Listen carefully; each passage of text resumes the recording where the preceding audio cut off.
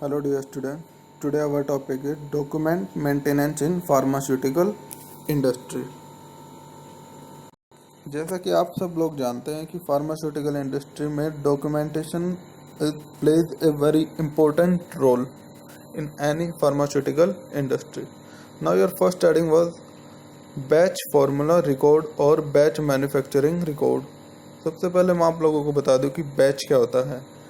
Batch उसको बोलते हैं हम, एक बैच में लाखों करोड़ों टैबलेट बनती हैं.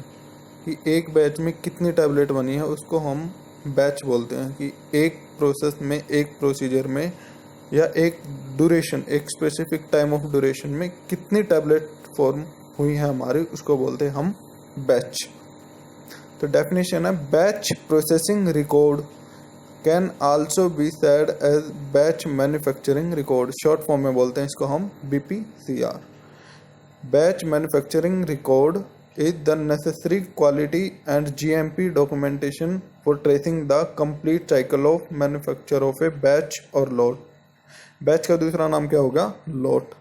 हम बोल सकते हैं कि एक लॉट में इतनी कैप्सूल तैयार हुई हैं या फिर एक बैच में इतनी हमारी टैबलेट प्रिपेयर हुई हैं, उसको हम बोलते हैं बैच मैन्युफैक्चरिंग रिकॉर्ड. तो बैच मैन्युफैक्चरिंग रिकॉर्ड में क्या होगा? उन टैबलेट्स का रिकॉर्ड रखा जाएगा जितनी एक बैच में प्रोड्यूस हुई हैं. उसके बाद हेडिंग आती है आपकी batch manufacturing record. Structure of BMR varies from company to company. ये कोई फिक्स नहीं है कि एक कंपनी एक बैच में मान लो 100 टैबलेट्स बना रही है तो दूसरी कंपनी भी 100 ही बनाएगी. तो BPCR और BMR can be vary from company to company. BMR में be prepared in local language. कोई भी कंपनी अपनी लोकल लैंग्वेज में BMR प्रोड्यूस कर सकती है. Content and layout of BMR should be. एक BMR के कंटेंट में क्या क्या होना चाहिए?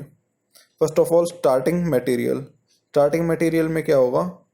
It should be identified with their standard names and code. इसका कोई भी स्पेसिफिक नेम रखा जाएगा और कोड रखा जाएगा. Issue formula. किस फॉर्मूले बेस्ड पे हमारी ड्रग या डोसेज फॉर्म डिजाइन होगी. Date and time. किस डेट को होगी, किस टाइम को होगी. The quantity of specific batch size with sufficient precision. हमारे स्पेसिफिक बैच साइज की क्वांटिटी कितनी रहेंगी. 1 लाख टैबलेट है, 10 लाख या 1 करोड़ है. Title of material. हम क्या बना रहे हैं, टैबलेट या capsule. All ingredients with complete description with procedure to be followed. सभी इंग्रेडिएंट्स होने चाहिए प्रॉपर डिस्क्रिप्शन के साथ. Calibration record, distribution record, quality control record. कि हमने कैलिब्रेशन प्रॉपर किया है या नहीं किया. डिस्ट्रीब्यूशन रिकॉर्ड, कितना मटेरियल, रॉ मटेरियल हमने डिस्ट्रीब्यूट किया है. क्वालिटी कंट्रोल रिकॉर्ड, जो हमारा रॉ मटेरियल था जिससे हमने टैबलेट बनानी थी, पूरा बैच डालना था, लोड डालना था, उसकी क्वालिटी कंट्रोल टेस्ट किए हैं तो उसका रिकॉर्ड.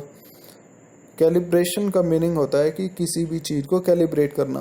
मान लो टैबलेट पंचिंग मशीन है तो उसको कैलिब्रेट करेंगे हम यूज़ करने से पहले कि वो प्रॉपर वे में हमारी टैबलेट बना पाएगी या नहीं बना पाएगी, वो कैलिब्रेटेड इंस्ट्रूमेंट है या नहीं है. Precaution to be followed. Precaution follow करनी पड़ेगी हमें. Equipment to be used. जौन से इक्विपमेंट यूज होंगे. Reactor, dryers, mills. Any sampling performed. कोई भी सैंपल लिया है या नहीं लिया है. Suitable quality control to be taken. Appropriate label with container.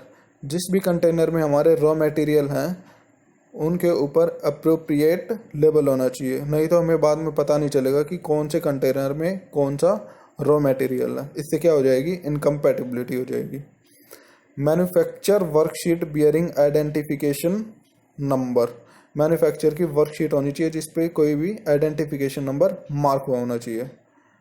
After material send to the production department and checked, addition of raw material to be batch is verified and counter side by qualified person. Raw material department से जब भी raw material transfer होगा, किस चीज़ में, कौन सी unit में होगा, production unit में, तो उसको चेक किया जाएगा और प्रॉपरली साइन किया जाएगा बाय क्वालिफाइड पर्सन कि हमने इतनी क्वांटिटी में रॉ मटेरियल भेजा प्रोडक्शन यूनिट में. नेक्स्ट है specifications. Bureau of Indian Standard (BIS) has prepared specification for various packing material. बहुत सारे हमारे पास पैकिंग मटेरियल्स होते हैं, उनके लिए कुछ न कुछ स्पेसिफिक प्रिपरेशंस या स्पेसिफिकेशंस जारी की गई हैं. इसके द्वारा bureau of Indian standard. These specifications are given prefix as IS. IS का मीनिंग क्या होगा? Indian standard. There are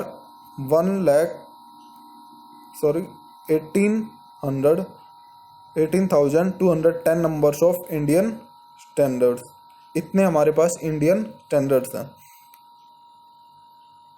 Certain specification amongst them are specifically prepared for pharmaceutical industry while the rest are general specification. जो हमारे पास 18,210 specification थे Indian standards के, उनमें से सिर्फ बहुत कम स्टैंडर्ड्स हमारे फार्मास्यूटिकल इंडस्ट्री के लिए हैं और बाकी क्या हैं? जनरल स्पेसिफिकेशंस के लिए. वो हमारे फूड इंडस्ट्री में भी यूज हो सकते हैं और किसी प्रोडक्ट के लिए भी यूज हो सकते हैं. नेक्स्ट हेडिंग है आपकी specification for raw material. Specification हमारे पास रॉ मटेरियल्स के लिए होती हैं और फिनिश्ड प्रोडक्ट के लिए होती हैं. और किस चीज़ के लिए होंगी? फिनिश्ड प्रोडक्ट प्रिपेयर हो जाएगा हमारा, उसके बाद क्या होगा? उसको हम पैक करेंगे. तो स्पेसिफिकेशन किस चीज़ के लिए होंगी? पैकिंग मटेरियल के लिए. और क्या होगा? और किस चीज़ के लिए होंगी स्पेसिफिकेशन? बेसिकली 3 टाइप्स की स्पेसिफिकेशन आपके सिलेबस में इंक्लूड है सिर्फ, for raw materials and finished products and packing material. सबसे पहले क्या होगा? Raw material. रॉ मटेरियल के बाद क्या होगा? उसकी टैबलेट फॉर्म हो जाएगी. टैबलेट फॉर्म होने के बाद क्या बोलेंगे? उसको हम फिनिश्ड प्रोडक्ट. फिनिश्ड प्रोडक्ट के बाद क्या होगा? टैबलेट को हम क्या करेंगे? पैक करेंगे. तो स्पेसिफिकेशन किसके लिए आएंगे फिर? पैकिंग मटेरियल के लिए, जो आपकी टेबल में दी हुई है. नेक्स्ट हेडिंग आपकी format for standard testing procedure. ये एक बेसिक सा फॉर्म है, ये आप याद कर सकते हैं. नेक्स्ट हेडिंग है master formula record. Master formula क्या होता है? या जिसको हम बोलते हैं मास्टर पीस. मास्टर फॉर्मूला क्या होता है? कोई भी फार्मास्यूटिकल इंडस्ट्री जो होती है वो अपना एक मास्टर फॉर्मूला रिकॉर्ड तैयार करके रखती है कि भाई हमारा ये मास्टर फॉर्मूला है और इस फॉर्मूले से ही हमारा पूरा बैच डलेगा. तो वो उस फॉर्मूले में कोई भी चेंज नहीं करती. That's why master formula is defined as an approved master document that describe the full process of manufacturing for batch of specific product. तो एक स्पेसिफिक प्रोडक्ट के लिए एक स्पेसिफिक मास्टर फॉर्मूला होगा. मान लो for example, if any pharmaceutical industry is preparing paracetamol tablet और diclofenac tablet, then for those 2 tablets there is a specific and different master formula. Paracetamol tablet के लिए अलग से मास्टर फॉर्मूला होगा और डाइक्लोफेनेक टैबलेट के लिए अलग से मास्टर फॉर्मूला होगा. जब भी हमारे पास मैन्युफैक्चरिंग स्टार्ट होगी फार्मास्यूटिकल इंडस्ट्री में, तो प्रोडक्शन मैनेजर क्या करेगा? मास्टर फॉर्मूला को फॉलो करेगा. फॉर एग्जांपल, अगर हम लेमैन लैंग्वेज में देखें तो घर में हम किचन में कोई भी खाना पकाते हैं तो कोई भी मास्टर फॉर्मूला हम अप्लाई नहीं करते. हम उसमें कोई भी स्पाइसेस डालते हैं, सॉल्ट डालते हैं, तो क्या करते हैं? हम सिर्फ अंदाजे से डालते हैं. लेकिन फार्मास्यूटिकल इंडस्ट्री में ये नहीं पॉसिबल. अगर हम अंदाजे से डालेंगे तो कुछ भी नहीं प्रिपेयर हो पाएगा और ना ही क्वालिटी प्रोडक्ट फॉर्म होगा. तो इसके लिए क्या करेंगे? हम मास्टर फॉर्मूला रिकॉर्ड तैयार करेंगे कि भाई हमें पैरासीटामोल टैबलेट बनानी है तो इतनी क्वांटिटी में ये डलेगा, इतनी क्वांटिटी में एडिटिव डलेंगे, इतनी क्वांटिटी में कलरिंग एजेंट डलेंगे. सब कुछ फिक्स है. यही रीज़न है कि कोई भी कंपनी का एक प्रोडक्ट उठाओगे आप, सब में यूनिफॉर्मिटी मिलेगी. यूनिफॉर्मिटी क्यों मिलेगी? क्योंकि वो मास्टर फॉर्मूला रिकॉर्ड से प्रिपेयर हुआ है. हर क्वांटिटी और quality of ingredient raw material उसकी पहले से ही फिक्स थी. नेक्स्ट हेडिंग आपकी master production and control record. Master production कैसे होगा?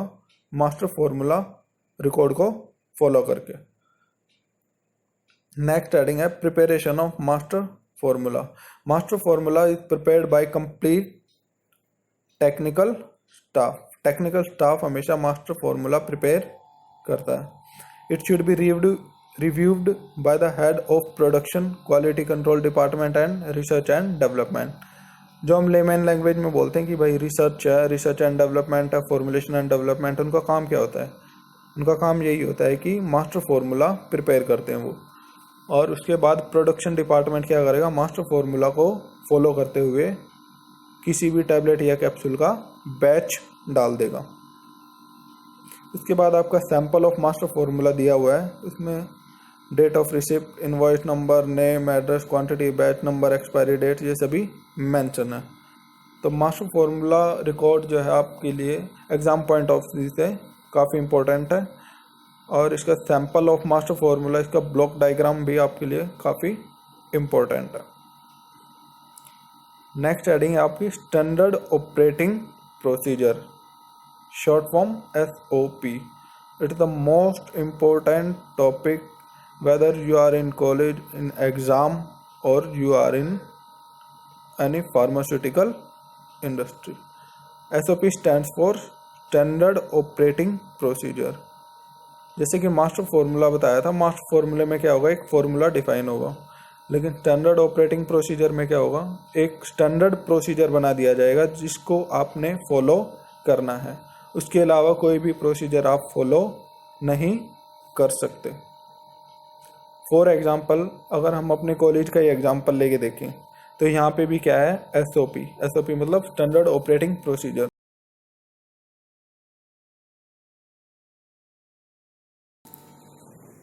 जैसे अपने कॉलेज में ही एक एग्जाम्पल लेते हैं तो एक स्टैंडर्ड ऑपरेटिंग प्रोसीजर है। अगर किसी स्टूडेंट को फार्मेसी करनी है, एडमिशन लेना है, तो वो क्या करेगा? सबसे पहले फॉर्म फिल करेगा, उसके बाद एंट्रेंस देगा, उसके बाद एडमिशन, उसके बाद थ्योरी क्लास, उसके बाद प्रैक्टिकल क्लास, उसके बाद एग्ज़ाम कंडक्ट होंगे, उसके बाद ही वो नेक्स्ट ईयर में जा पाएगा। तो ये क्या है? एक स्टैंडर्ड ऑपरेटिंग प्रोसीजर है। तो वैसे ही फार्मास्यूटिकल इंडस्ट्री में भी स्टैंडर्ड ऑपरेटिंग प्रोसीजर्स होते हैं किसी भी प्रोडक्शन यूनिट के लिए या क्वालिटी कंट्रोल यूनिट के लिए।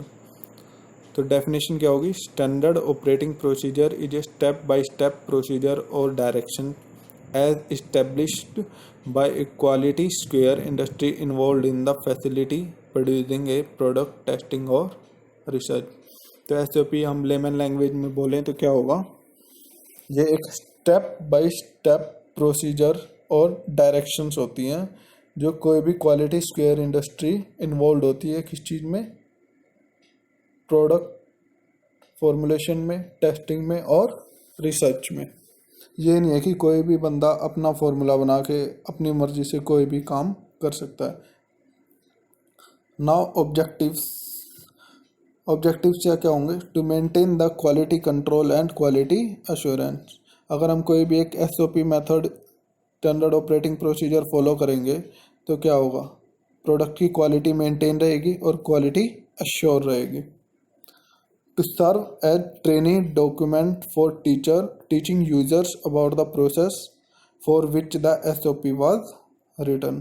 मान लो कोई ट्रेनी है इंडस्ट्री में, उसके लिए क्या काम करेगा SOP? ट्रेनिंग डॉक्यूमेंट का। वो उसको बताएगा कि ऐसे ऐसे प्रोसीजर फॉलो करने हैं, इस प्रोसीजर से, इस मास्टर फॉर्मूला से हमारा प्रोडक्ट प्रिपेयर होगा। नेक्स्ट पॉइंट आपका to provide guidelines for accurate and timely data collection. SOP से क्या होगा? गाइडलाइंस प्रोवाइड होंगी किस चीज़ के लिए? एक्यूरेट और timely data collection. Next point है यूनिफॉर्मिटी ऑफ परफॉर्मेंस। कोई भी परफॉर्मेंस होगी तो उसमें क्या रहेगी? यूनिफॉर्मिटी। नेक्स्ट है बेनिफिट्स। तो बेनिफिट्स क्या रहेंगे इसके? इसका फर्स्ट बेनिफिट है provide information to perform job properly. मान लो कोई नया बंदा गया है इंडस्ट्री में, उसको पता नहीं कि कैसे काम करना है, कौन से टाइम पे क्या करना है, तो इसके लिए हम क्या करेंगे? SOP बना देंगे। वो एसओपी को पढ़ेगा, स्टैंडर्ड ऑपरेटिंग प्रोसीजर को, उसको फॉलो करेगा, तो उससे क्या हो जाएगा, उसको जॉब अपनी प्रॉपरली करने में हेल्प मिलेगी। उसके एसओपी में दे रखा होगा कि सबसे पहले आपको एंट्री करनी है, एंट्री करने के बाद चेंजिंग ऑफ क्लॉथ करना है, एप्रन डालना है, एप्रन डालने के बाद प्रोडक्शन यूनिट में जाना, प्रोडक्शन यूनिट में जाने के बाद मास्क लगाना है। ये सारा क्या है, एसओपी है। नेक्स्ट पॉइंट है serve as training document for user, ये भी वही पॉइंट है। Minimize variation and promotes quality, इससे क्या होगा, एसओपी से प्रोडक्ट में हमारे में वेरिएबिलिटी नहीं आएगी और क्वालिटी एनहांस हो जाएगी। आल्सो प्रोवाइड कंसिस्टेंसी, एक कंसिस्टेंटी बनी रहेगी हमारी, एक यूनिफॉर्मिटी बनी रहेगी। नेक्स्ट पॉइंट आपका SOP assist to ensure that GMP is followed. GMP क्या होता है, गुड मैन्युफैक्चरिंग प्रैक्टिसेस। तो जीएमपी की गाइडलाइंस होती हैं कि कोई भी एसओपी के बिना इंडस्ट्री रन नहीं कर सकता। तो इससे क्या होगा, अगर हम एसओपी फॉलो करेंगे तो जीएमपी की गाइडलाइंस भी फॉलो हो जाएंगी। नेक्स्ट पॉइंट है SOP help you assure the quality and consistency, ये फिर से आपको पॉइंट रिपीट किया गया है। नेक्स्ट हेडिंग आपकी टाइप ऑफ एसओपी। एसओपी किस चीज़ के लिए हो सकती है, एनालिटिकल मेथड, किसी भी एनालिटिकल मेथड के लिए एसओपी हो सकती है। जैसे कि आप केमिस्ट्री में कोई भी एक्सपेरिमेंट परफॉर्म कर रहे हैं या फिर किसी लेबोरेटरी में एक्सपेरिमेंट परफॉर्म करते हैं, तो सबसे पहले क्या होता है, एक स्टैंडर्ड ऑपरेटिंग प्रोसीजर है। सबसे पहले आप लैब में एंट्री करोगे, लैब में एंट्री करने के बाद एप्रन डालोगे, एप्रन डालने के बाद लैब अटेंडेंट से अपने इंस्ट्रूमेंट इशू करवाओगे, इंस्ट्रूमेंट इशू करवाने के बाद रॉ मटेरियल लोगे, रॉ मटेरियल के बाद क्या करोगे, आप जो प्रैक्टिकल में आपका प्रोसीजर है उसको फॉलो करते हुए आप अपना प्रैक्टिकल परफॉर्म करोगे। Same case is present in the pharmaceutical industries. Next point आपका प्रिपरेशन ऑफ रिएजेंट, ये भी आप लोग करते हैं लेबोरेटरी स्केल पे। उसके बाद क्वालिटी एश्योरेंस, उसके बाद for operating instrument equipment and apparatus, instruments के लिए अलग एसओपी होगी, क्वालिटी एश्योरेंस के लिए अलग, रिएजेंट के लिए अलग। सेफ्टी एंड प्रिकॉशंस, सेफ्टी क्या क्या रखनी है आपको लैब में, वो एसओपी अलग होगी। मेथोडिक, जैसे हर प्रैक्टिकल में एक स्पेसिफिक मेथड होता है आपके लिए, ऐसे ही हर मेथड के लिए एक स्पेसिफिक एसओपी होगी। Receiving and registration of sample, fundamental SOP to deal with complaints, complaints के लिए क्या एसओपी होंगी, वो आपने प्रीवियस वीडियो में देखा था। क्या होगी एसओपी ऑफ कंप्लेंट, सबसे पहले रिसीविंग ऑफ कंप्लेंट होगी, रिसीविंग के बाद इन्वेस्टिगेशन होगी, इन्वेस्टिगेशन के बाद रेमेडियल प्रिवेंटिव मेजर्स लिए जाएंगे उसके बाद क्या होगा, उसके बाद क्या होगा, उसके बाद एक लेटर दिया जाएगा जिसने कंप्लेंट की थी, और उसके साथ ही एक जो हमारा फिनिश्ड प्रोडक्ट था जिसमें से डिफेक्ट को रिमूव कर दिया गया था वो भी भेजा जाएगा। ये सारा आपका डिस्कस हो चुका है लास्ट वीडियो में। इसके बाद कुछ पॉइंट है डू और डोंट, जो करने होते हैं और जो नहीं करने होते। नेक्स्ट हेडिंग आपकी कंटेंट ऑफ एसओपी। एसओपी के कंटेंट क्या क्या होते हैं, बेनिफिट्स हो चुके हैं, टाइप्स हो चुकी हैं। नेक्स्ट हेडिंग है कंटेंट। कंटेंट में company name and pagination, title, identification, review and approval, purpose, scope, responsibility, procedure. I hope that you will very well understand the meaning of all these words. These are too much easy and simple words. Next, SOP process. SOP के लिए क्या process होता है, सबसे पहले क्या होगा, SOP preparation, SOP बनाई जाएगी। उसके बाद SOP रिव्यू एंड अप्रूवल, जो SOP बनी है उसका रिव्यू किया जाएगा कि भाई ढंग से बनी भी है या कोई एरर तो नहीं है इसमें। उसके बाद अप्रूवल, उसको अप्रूव किया जाएगा। Next, frequency of revisions and reviews. Next, implementing of SOP को इम्प्लीमेंट कर दिया जाएगा। नेक्स्ट, मैनेजमेंट ऑफ SOP को मैनेज करना। इसके बाद आपका एक ब्लॉक डायग्राम दिया हुआ है स्टैंडर्ड ऑपरेटिंग प्रोसीजर का टेम्पलेट। उसके बाद आपका SOP दी हुई है टैबलेट कंप्रेशन मशीन की। ये आपका एसओपी का अगर कोई क्वेश्चन आता है तो उसके लिए बेस्ट एग्जांपल है और बिल्कुल इजी एग्जांपल है, तो इसको मिस मत करना please. SOP for tablet compression. First step क्या होगा? टैबलेट कंप्रेशन में सबसे पहला स्टेप क्या होगा? कंप्रेशन मशीन को हम क्लीन करेंगे as per respective of SOP. हर मशीन की, पहले भी डिस्कस हुआ था, हर मशीन की क्या होगी? एक specific SOP, standard operating procedure. ये नहीं है कि आप अपनी मर्जी से मशीन को ऑपरेट करना स्टार्ट करोगे। सबसे पहला स्टेप होगा क्लीन द कंप्रेशन मशीन। सबसे पहले मशीन को साफ करो। उसके बाद श्योर करो कि कंप्रेशन एरिया प्रॉपरली क्लीन है या नहीं है।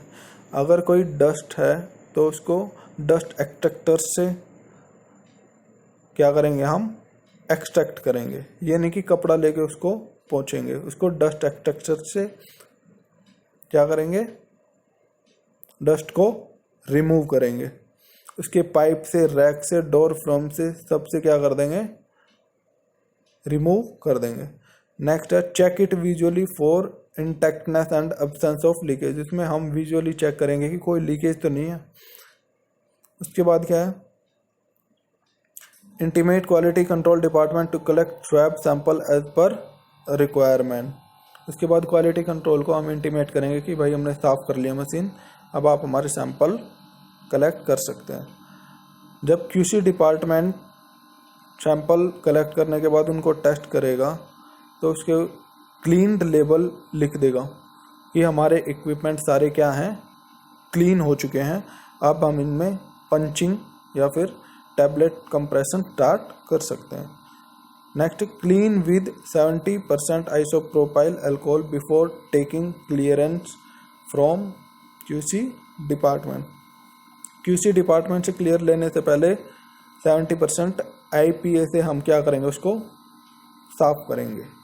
आईपीए की इसकी शॉर्ट फॉर्म है, कहीं भी आइसोप्रोपाइल लिखा नहीं मिलेगा, इसलिए आप इसको नोट कर लें। 70% IPA, isopropyl alcohol. Next point है compression of tablet is to be started, remove the clean status. जब हम कंप्रेशन स्टार्ट कर देंगे तो उससे क्लीन वाला लेबल हटा देंगे। And affix label to the machine along with the product name and batch detail. Clean वाला लेबल हटाने के बाद क्या करेंगे? हम उस पर क्या लगाएंगे? जिस प्रोडक्ट की उसमें कंप्रेशन चल रही है उसका और बैच का लेबल। मान लो पैरासीटामोल टैबलेट की कंप्रेशन चल रही है तो उस पर क्या लगा देंगे? हम पैरासीटामोल और बैच नंबर डाल देंगे उसका। Issue the punch set suitable for the compression as per SOP. जो एसओपी में रिक्वायर है वही पंच हम इशू करवाएंगे। पंच क्या होते हैं? पंच एक तरह से टैबलेट कंप्रेशन मशीन का एक पार्ट होता है जो टैबलेट को पंच करता है। There are different types of punch, different sizes of punch, different shapes of punch. आप लोगों ने देखा होगा कि टैबलेट मार्केट में बहुत सारे साइजेज में अवेलेबल होती है, बहुत सारी शेप्स में अवेलेबल होती है, राउंड, ओवल, बाइकनकेव, और बहुत सारे साइजेज में अवेलेबल होती है। वो कैसे पॉसिबल है? वो पंचेज के कारण अवेलेबिलिटी होती है उनकी। हमारे पास डिफरेंट साइजेज एंड शेप्स के पंचेज होते हैं, वो डिफरेंट साइजेज एंड शेप्स की टैबलेट पंच करके हमें देंगे। तो एसओपी में जिस साइज या जिस नंबर का पंच हमें मेंशन किया हुआ है वही पंच हम क्या करेंगे? इश्यू करवाएंगे। ये नहीं कि अपनी मर्जी से कोई भी पंच उठाया और लगा दिया। जो एसओपी में मेंशन है वही हमारा पंच इश्यू होना चाहिए। उसके बाद मशीन को सेटिंग करेंगे। सेटिंग करने के बाद जो भी टैबलेट पैरामीटर हैं बीएमआर में, बीएमआर क्या होगा? Batch manufacturing record. जो भी हमारे बीएमआर में स्पेसिफिकेशन दिए हुए हैं उन्हीं को हम फॉलो करते हुए क्या करेंगे? Tablet punching machine. उसके बाद का क्या स्टेप होगा? कुछ टैबलेट हमें डिस्ट्रॉय करनी पड़ेंगी before starting the machine for the compression of batch. क्यों डिस्ट्रॉय करनी पड़ेंगी? ताकि कोई पुरानी टैबलेट का कोई मटेरियल हो तो वो उसमें ना रह जाए। नेक्स्ट हेडिंग है collect the tablet generated during machine setting in container, keep it label and pack. उसके बाद क्या होगा? हमारी टैबलेट पंचिंग स्टार्ट हो चुकी है। टैबलेट पंचिंग स्टार्ट होगी, टैबलेट फॉर्मेशन स्टार्ट हो जाएगी। टैबलेट फॉर्म होगी तो क्या करेंगे? हम उसको कलेक्ट कर देंगे। कलेक्ट करके उसको कंटेनर में डाल देंगे, कंटेनर में डालने के बाद लेबल कर देंगे उसको, उसके बाद पैक कर देंगे। लेबलिंग इतनी इम्पोर्टेंट है क्योंकि लेबल नहीं करेंगे तो हमें बाद में कन्फ्यूजन हो जाएगा। एक फार्मास्यूटिकल इंडस्ट्री में इतने टाइप्स की एक टाइम पे टैबलेट फॉर्मुलेशन हो रही है, अगर हम उसको लेबल नहीं करेंगे तो वो सारी इंटर मिक्सड हो जाएंगी। नेक्स्ट पॉइंट है stop the compression as the material in the hopper reaches the lowest level. आप लोगों ने कभी कंप्रेशन मशीन देखी होगी तो बेस्ट है, अगर नहीं देखी तो यूट्यूब पे देखना। एक ऊपर की तरफ होपर होता है, जैसे आटा चक्की देखी है आपने, ऐसी कंप्रेशन मशीन होती है। आटा चक्की में ऊपर से होपर में क्या डालते हैं हम, गेहूँ। गेहूँ अपने आप नीचे जाता है, पिसता रहता है। ऐसे ही टैबलेट कंप्रेशन मशीन होती है, ऊपर से रॉ मटेरियल होता है, ग्रैन्यूल्स होते हैं, नीचे जाएंगे, टैबलेट पंच होती निकलती रहेंगी। जब हमारा होपर बिल्कुल खाली होने लग जाएगा तब हम क्या कर देंगे, कंप्रेशन मशीन को स्टॉप कर देंगे। इसके बाद क्या कर देंगे, clean all the containers from outside and transfer it to store with label having all the batch details. और लास्ट स्टेप है remove the punch step and clean it as per the SOP। Last में जब हमारा batch complete हो जाएगा तो क्या करेंगे, हम पंचेज को रिमूव कर देंगे और इनको क्लीन करके रख देंगे। तो ये सारी SOP क्या थी, टैबलेट कंप्रेशन मशीन की। ऐसे ही कैप्सूल मशीन की भी एक SOP होगी, रॉ मटेरियल प्रिपरेशन की या उनकी क्वालिटी टेस्टिंग करने की भी एक क्या होगी, SOP होगी। हर चीज़ की, हर मेथड की क्या होगी, SOP, स्टैंडर्ड ऑपरेटिंग प्रोसीजर। कोई भी बंदा या कोई भी वर्कर, कोई भी मैनेजर अपनी मन मर्जी से, अपनी विल पावर से कोई भी मेथड फॉलो नहीं कर सकता। जो मेथड, स्टैंडर्ड मेथड कंपनी ने अपने लिए बनाया है वही उसको फॉलो करना पड़ेगा। उसको बोलते हैं हम स्टैंडर्ड ऑपरेटिंग प्रोसीजर। एक ब्रांडेड कंपनी में और लोकल कंपनी में यही फ़र्क होता है। ब्रांडेड कंपनी हमेशा अपने मास्टर फॉर्मूले तैयार रखती हैं और SOP, एक स्टैंडर्ड ऑपरेटिंग प्रोसीजर तैयार रखती हैं, जिससे उनके प्रोडक्ट यूनिफॉर्मिटी बनी रहती है और क्वालिटी भी मेंटेन रहती है।